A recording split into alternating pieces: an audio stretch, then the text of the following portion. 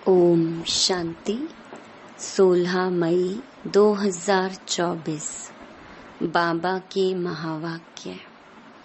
मीठे बच्चे, अपने को सुधारने के लिए अटेंशन दो। दैवी गुण धारण करो। बाप कभी किसी पर नाराज नहीं होते।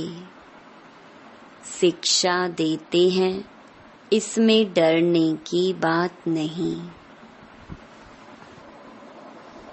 प्रश्न: बच्चों को कौन सी एक स्मृति रहे तो टाइम वेस्ट ना करें? उत्तर: यह संगम का समय है। बहुत ऊंची लॉटरी मिली है। बाप हमें हीरे जैसा देवता बना रहे हैं। यह स्मृति रहे तो कभी भी टाइम वेस्ट ना करें। यह नॉलेज सोर्स ऑफ इनकम है, इसलिए पढ़ाई कभी मिस ना हो। माया देह अभिमान में लाने की कोशिश करेगी, लेकिन तुम्हारा डायरेक्ट बाप से योग हो तो समय सफल हो जाएगा। ओम शांति। बच्चों को यह तो मालूम है कि यह बाप है, इसमें डरने की कोई बात नहीं। यह कोई साधु महात्मा नहीं है जो कोई बद दुआ करेंगे या गुस्सा करेंगे। उन गुरुओं आदि में तो बहुत क्रोध होता है, तो उनसे मनुष्य डरते हैं। कहाँ श्राप ना दे देवे। यहाँ तो ऐसी कोई बात नहीं। बच्चों को कभी डरने की बात नहीं। बाप से डरते वह हैं जो खुद चंचल होते हैं। वह लौकिक बाप तो गुस्सा भी करते हैं। यहाँ तो बाप कभी गुस्सा आदि नहीं करते हैं। समझाते हैं, अगर बाप को याद नहीं करेंगे तो विकर्म विनाश नहीं होंगे। अपना ही जन्म जन्मांतर के लिए नुकसान करेंगे। बाप तो समझाने देते हैं, आगे के लिए सुधर जाएं। बाकी ऐसे नहीं कि बाप नाराज होते हैं। बाप तो समझाते रहते हैं, बच्चे अपने को सुधारने के लिए याद की यात्रा पर अटेंशन दो। साथ साथ चक्कर को बुद्धि में रखो, दैवी गुण धारण करो। याद है मुख्य। बाकी सृष्टि चक्र की नॉलेज तो बहुत सिंपल है। वह है सोर्स ऑफ इनकम, परंतु उनके साथ दैवी गुण भी धारण करने हैं। इस समय है बिल्कुल आसुरी गुण। छोटे बच्चों में भी आसुरी गुण होते हैं, लेकिन उन्हों को मारना बिल्कुल नहीं है और ही सीखते हैं। वहाँ सतयुग में तो सीखना नहीं होता है। यहाँ तो माँ बाप से बच्चे सब सीखते हैं। बाबा गरीबों की बात करते हैं, साहूकारों के लिए तो यहाँ जैसे स्वर्ग है। उनको ज्ञान की दरकार नहीं। यह तो पढ़ाई है। टीचर चाहिए जो सिखावे सुधारे। तो बाप गरीबों से बात करते हैं, कैसी हालत है, कैसे कैसे बच्चे खराब होते हैं। माँ बाप को सब देखते रहते हैं, फिर छोटेपन में ही सब खराब हो जाते हैं। यह रूहानी बाप कहते हैं, मैं भी गरीब निवाज हूँ। समझाता हूँ, देखो इस दुनिया में मनुष्यों की क्या हालत है। तमो प्रधान दुनिया है। तमो प्रधान की भी कोई हद होती है ना। 1250 वर्ष तो कलयुग को हुए, एक दिन भी कम जास्ती नहीं।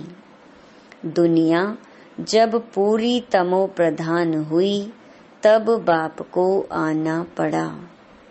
बाप कहते हैं, मैं ड्रामा अनुसार बंधायमान हूँ, मुझे आना ही पड़ता है। शुरू में कितने गरीब आए, साहूकार भी आए, दोनों इकट्ठे बैठते थे। बड़े बड़े घर की बच्चियां भागी, कुछ भी ले नहीं आई। कितना हंगामा हो गया। ड्रामा में जो होने का था वह हो गया।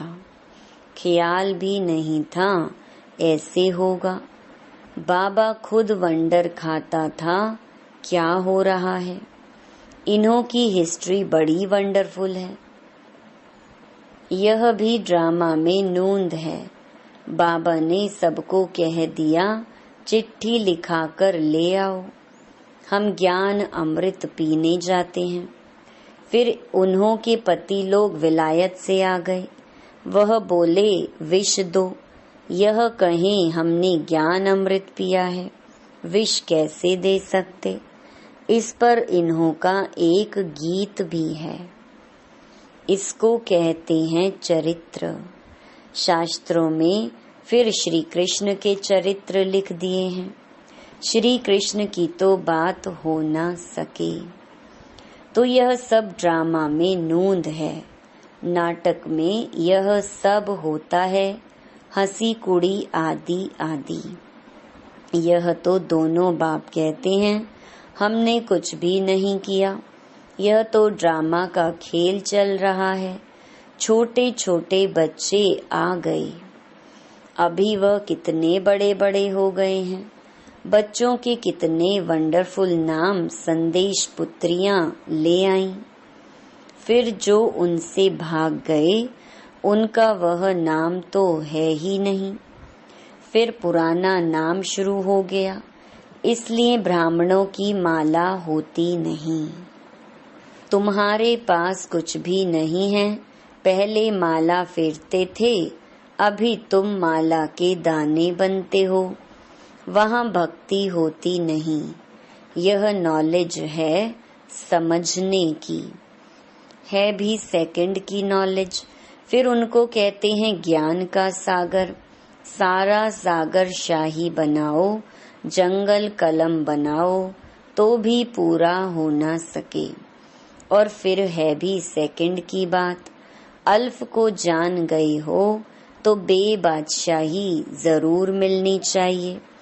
तो वह अवस्था जमाने में अर्थात पतित से पावन होने में मेहनत है।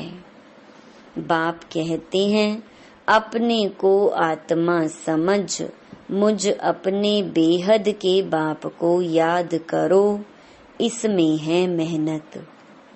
तदबीर कराने वाला टीचर तो है, परंतु किसकी तकदीर में नहीं है तो टीचर भी क्या करे। टीचर तो पढ़ाएंगे, ऐसे तो नहीं रिश्वत लेकर पास कर देंगे। यह तो बच्चे समझते हैं, यह बाप दादा दोनों इकट्ठे हैं। ढेर बच्चियों की चिट्ठियां आती हैं बाप दादा के नाम पर। शिव बाबा केयर ऑफ प्रजापिता ब्रह्मा, बाप से वर्षा लेते हो इस दादा द्वारा। त्रिमूर्ति में है, ब्रह्मा द्वारा स्थापना कराते हैं। ब्रह्मा को क्रिएटर नहीं कहेंगे, बेहद का क्रिएटर तो वह बाप ही है। प्रजापिता ब्रह्मा भी बेहद का हो गया। प्रजापिता ब्रह्मा है तो बहुत प्रजा हो जाएगी। सब कहते हैं great great grand father. Shiv Baba को ग्रेट ग्रेट ग्रैंड फादर नहीं कहेंगे, वह तो सभी आत्माओं का बाप हो गया। आत्माएं सभी भाई भाई हैं, फिर बहन भाई होते हैं। बेहद के सिजरे का हेड प्रजापिता ब्रह्मा हो गया।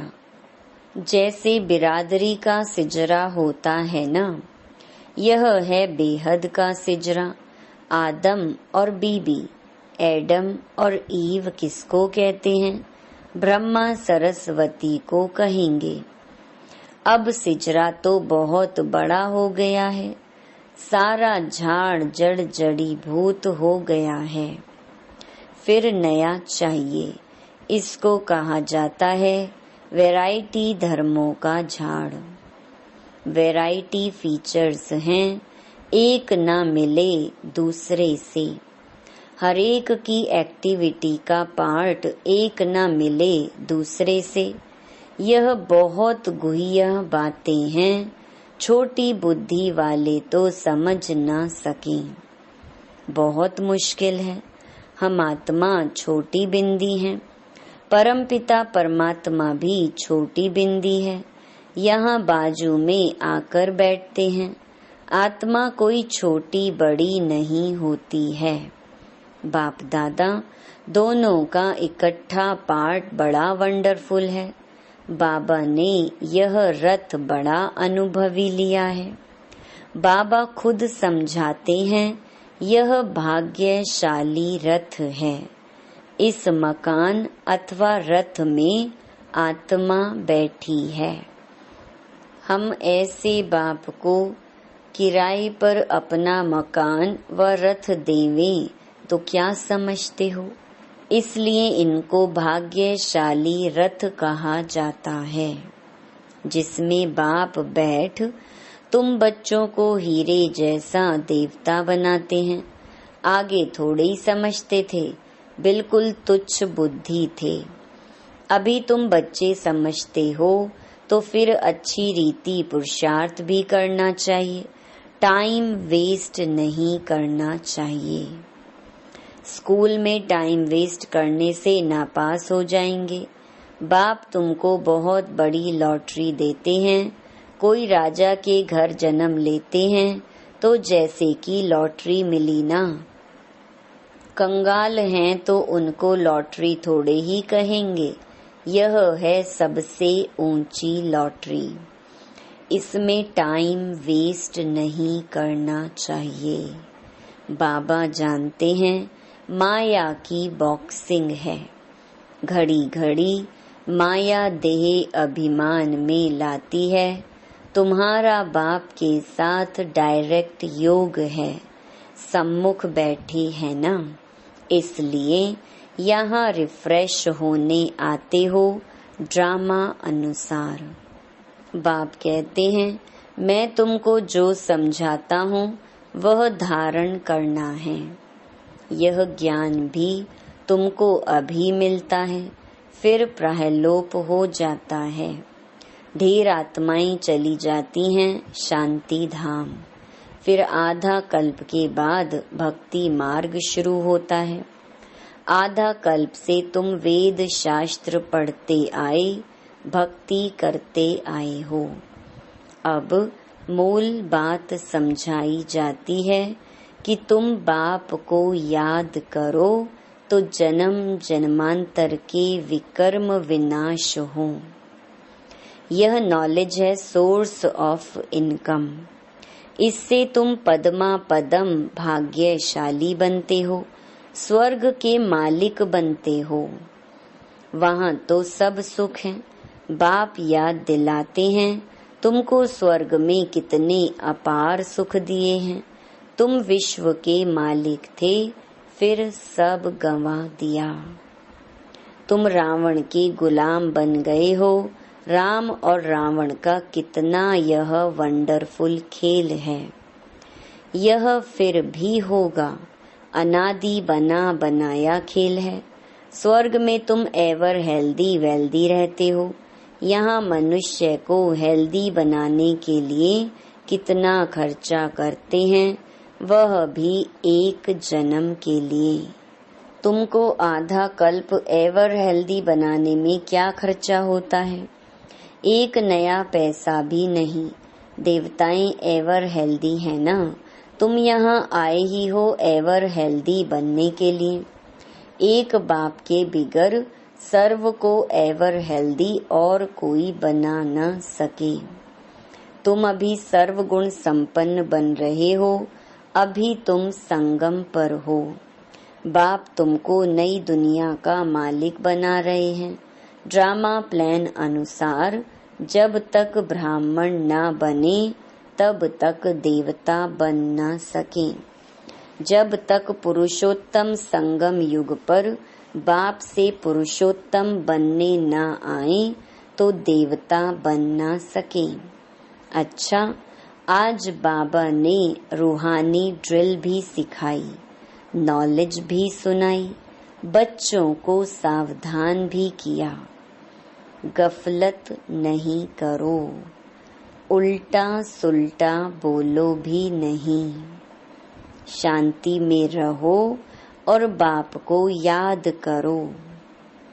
अच्छा, मीठे मीठे सिकिलधे बच्चों प्रति माता पिता बाप दादा का याद प्यार और गुड मॉर्निंग। रूहानी बाप की रूहानी बच्चों को नमस्ते। धारणा के लिए मुख्य सार। पहला, विकर्म विनाश कर स्वयं को सुधारने के लिए याद की यात्रा पर पूरा अटेंशन देना है। दैवी गुण धारण करने हैं। दूसरा, देवता बनने के लिए संगम युग पर पुरुषोत्तम बनने का पुरुषार्थ करना है। गफलत में अपना टाइम वेस्ट नहीं करना है। वरदान, ज्ञान के श्रेष्ठ खजानों को महादानी बन दान करने वाले मास्टर ज्ञान सागर भव। जैसे बाप ज्ञान का सागर है, ऐसे मास्टर ज्ञान सागर बन सदा औरों को ज्ञान दान देते रहो। ज्ञान का कितना श्रेष्ठ खजाना आप बच्चों के पास है। उसी खजाने से भरपूर बन याद के अनुभवों से औरों की सेवा करो। जो भी खजाने मिले हैं महादानी बन उनका दान करते रहो, क्योंकि यह खजाने जितना दान करेंगे उतना और भी बढ़ते जाएंगे। महादानी बनना अर्थात देना नहीं, बल्कि और भी भरना। स्लोगन, जीवन मुक्त के साथ देह से न्यारे विदेही बनना, यह है पुरुषार्थ की लास्ट स्टेज। मातेश्वरी जी के मधुर महावाक्य। गुप्त वेशधारी परमात्मा के आगे कन्याओं माताओं का संन्यास। अभी दुनियावी मनुष्यों को यह विचार तो आना चाहिए कि इन कन्याओं माताओं ने संन्यास क्यों लिया है। यह कोई हठ योग कर्म संन्यास नहीं है, परंतु बिल्कुल सहज योग, राज योग, कर्म योग संन्यास जरूर है। परमात्मा खुद आए जीते जी देह सहित देह के सभी कर्मेंद्रियों का मन से संन्यास कराता है, अर्थात 5 विकारों का संपूर्ण संन्यास करना जरूर है। परमात्मा आए कहता है, दे दान तो छूटे ग्रहण। अब माया का यह ग्रहण जो आधा कल्प से लगा हुआ है, इससे आत्मा काली पतित बन गई है। उनको फिर से पवित्र बनाना है। देखो, देवताओं की आत्माएं कितनी पवित्र और चमत्कारी हैं। जब सोल पवित्र है तो तन भी निरोगी पवित्र मिलता है।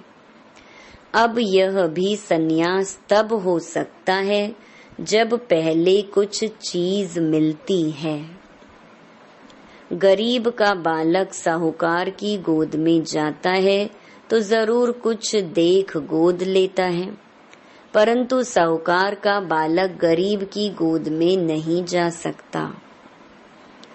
तो यहाँ यह कोई अनाथ आश्रम नहीं है, यहाँ तो बड़े बड़े धनवान कुलवान माताएं कन्याएं हैं, जिन्हों को दुनियावी लोग अब भी चाहते हैं कि घर में वापस आ जाएं, परंतु इन्होंने क्या प्राप्त किया जो उस मायावी धन पदार्थ अर्थात सर्वंश संन्यास किया है। तो जरूर उनसे उन्हों को जास्ती सुख शांति की प्राप्ति हुई, तभी तो उस धन पदार्थ को ठोकर मार दी है।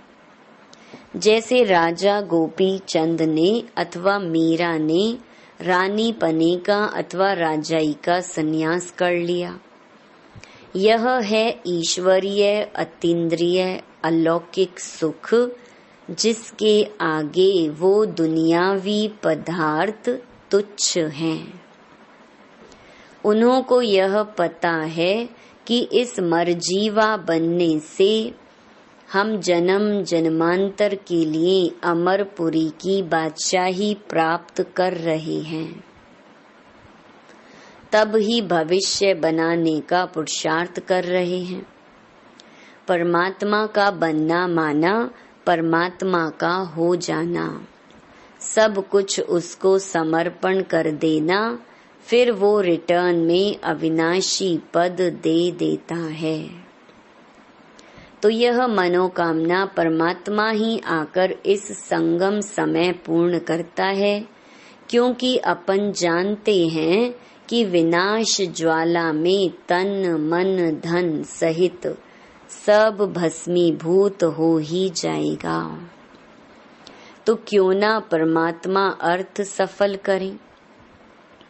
अब यह राज भी समझना है कि जब सब विनाश होना है तो हम भी लेकर क्या करें। हमको कोई सन्यासियों के मुहाफिक मंडलेश्वर के मुहाफिक यहाँ महल बनाए नहीं बैठना है, परंतु ईश्वर अर्थ बीज बोने से वहाँ भविष्य जन्म जन्मांतर इनका बन जाना है। यह है गुप्त राज। प्रभु तो दाता है, एक देवे 100 पावे, परंतु इस ज्ञान में पहले सहन करना पड़ता है। जितना सहन करेंगे उतना अंत में प्रभाव निकलेगा, इसलिए अभी से लेकर पुरुषार्थ करो। अच्छा, ओम शांति।